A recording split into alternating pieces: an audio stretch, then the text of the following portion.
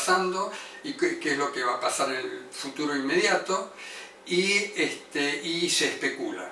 Recuerden que el concepto de rumor, ¿no?, que ya lo estudiaron autores allá por los años 40, en el cual, digamos, desarrollaron aquella famosa fórmula que dice que el volumen de los rumores es igual a la importancia del tema para las personas involucradas por el grado de incertidumbre. En otras palabras, cuanto más vacío de información tenemos y más importante es el tema, más tendemos a generar rumores.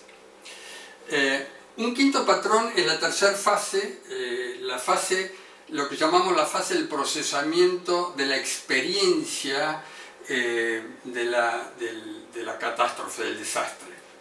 Y en esa fase se producen las famosas llamadas iniciativas, que pueden ser o bien espontáneas o bien organizadas por el propio organismo oficial o por otras entidades como ONGs que van en ayuda.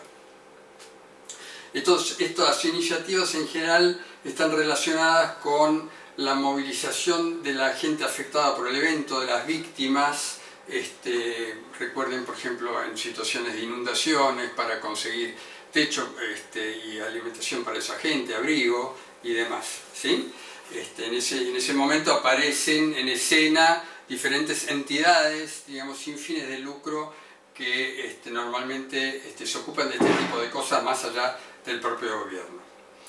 Y también en esa fase aparecen diferentes reacciones en términos de demanda informativa, ¿sí?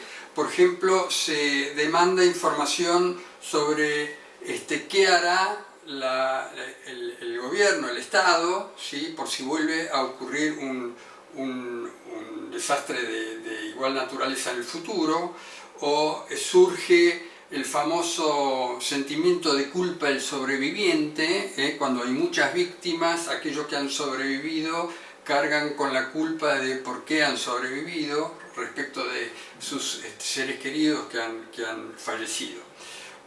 También surgen los conflictos en diferentes grupos de víctimas y finalmente lo que suele ocurrir, ¿sí?, la búsqueda de responsables e inclusive chivos expiatorios. Los problemas más frecuentes de comunicación entre los expertos y el público en general, que este es un aspecto muy importante de la comunicación en tiempos de catástrofe, son básicamente tres. La diferencia en la percepción del riesgo, que ya lo comentamos antes, las diferencias en la jerga que utilizan los expertos y un tema muy complejo y grave para el manejo de la situación, que es la desconfianza en las autoridades.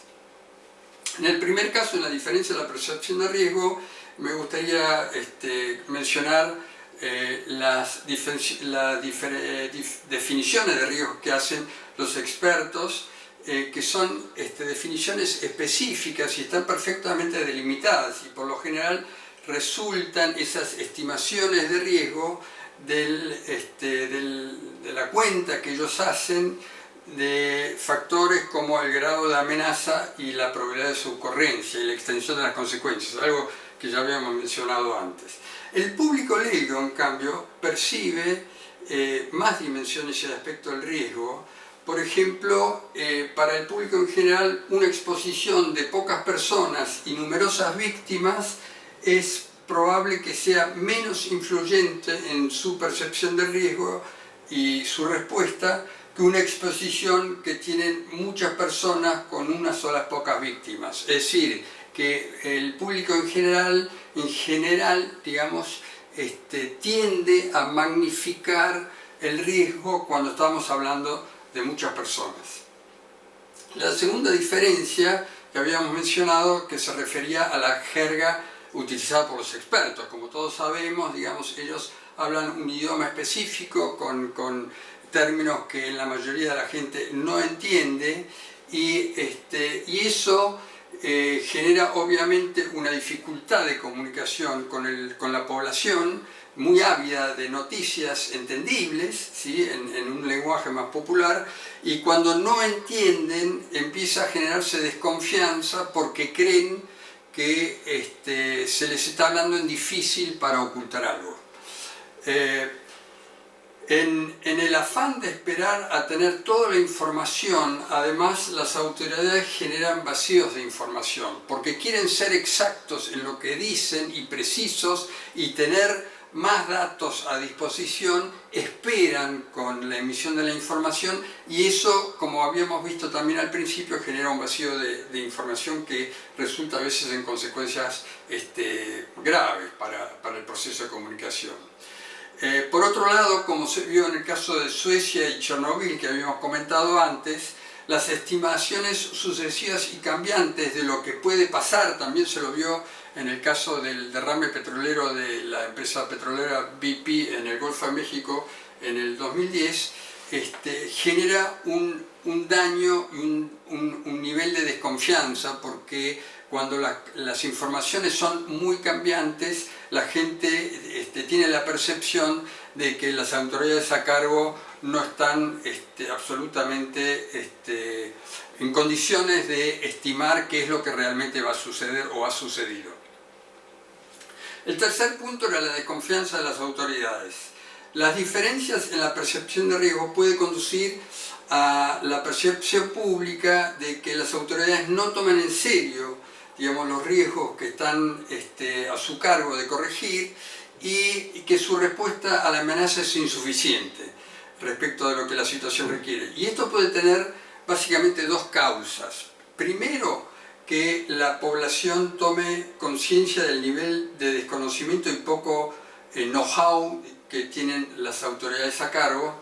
Y segundo, la sospecha de que pudiera haber habido negligencia o inclusive corrupción respecto de las responsabilidades, como demostró el choque del ferrocarril en China, en la cual la primera acusación que se hacía a las autoridades era de que había habido corrupción en la adquisición del sistema de señalación y que por eso no funcionaba bien y fue la causa del desastre.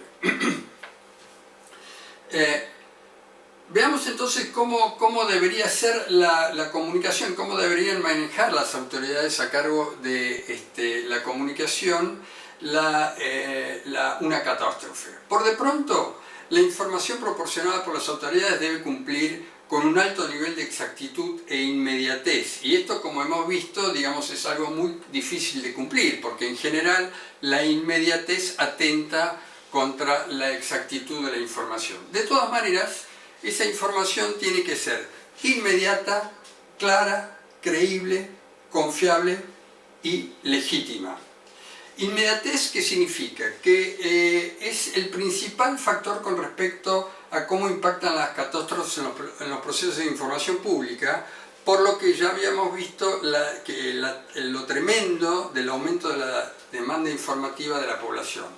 Especialmente entre las víctimas y personas que pueden estar en riesgo, se desencadena una multitud de preguntas. Si en ese caso, si la autoridad aún no está en condiciones de responderlas, es inocuo que espere a recibir toda la información. Tiene que salir a decir por qué aún no puede responder las preguntas y estimar cuándo podrá hacerlo, cuándo se recibirá la información oficial, interna o lo que sea de los expertos para poder dar una respuesta precisa. Aquí, por supuesto, lo que yo decía antes, ¿no? La velocidad de la información compite con los medios de comunicación que siempre son más rápidos y sobre todo con los blogs, ¿no? Entonces, nuevamente, a mayor velocidad, menor precisión, digamos, y esto es lo que es esa paradoja, digamos, con la que debe lidiar la autoridad cuando necesita responder rápidamente y con información, pero no tiene toda la información a mano. El segundo aspecto era la claridad. Significa que la información al público debe ser comprensible. Eso a veces es más difícil decirlo, más fácil decirlo que hacerlo, porque frecuentemente el problema reside en lo que ya habíamos mencionado de la brecha entre los expertos y los legos, ¿no? Es decir, no nos entendemos bien, entonces primero hay que ver cómo se baja la información de los expertos a un lenguaje más popular para que la gente lo entienda y tenga confianza en el emisor. Las catástrofes a menudo surgen de repente y lo que es importante para generar alertas y comunicaciones de inmediato y sin demora. Pero, como dijimos, la velocidad de la emisión de esos mensajes no siempre es compatible con los objetivos de precisión y, con respecto a lo que dije recién, a la facilidad de comprensión, ¿no? Ahí, digamos, la autoridad en general suele tener un problema. El otro tema es la credibilidad. Está estrechamente relacionada con la credibilidad de la fuente, digamos, es decir, con la reputación del emisor, ¿no? Y en ese caso la información será creíble si proviene de una fuente legítima, o sea que es un organismo autorizado, puede ser público o privado, ¿sí? Puede ser inclusive una ONG, si la fuente es considerada experimentada en el tema y cuya competencia sea reconocida, o sea que sea reconocida como un especialista que ha vivido situaciones similares y por eso sabe cómo tratar con esta problemática. Acá también me gustaría recalcar que la información procedente de una organización social independiente, como puede ser por ejemplo una ONG, aunque entre en contradicción lo que dice con la información oficial, suele tener para el público en general, para la población media, el mismo nivel de credibilidad. Bueno, está el tema de la confiabilidad, que también dijimos, y que se consigue cuando la información que uno ofrece es correcta, verdadera, coherente y pertinente.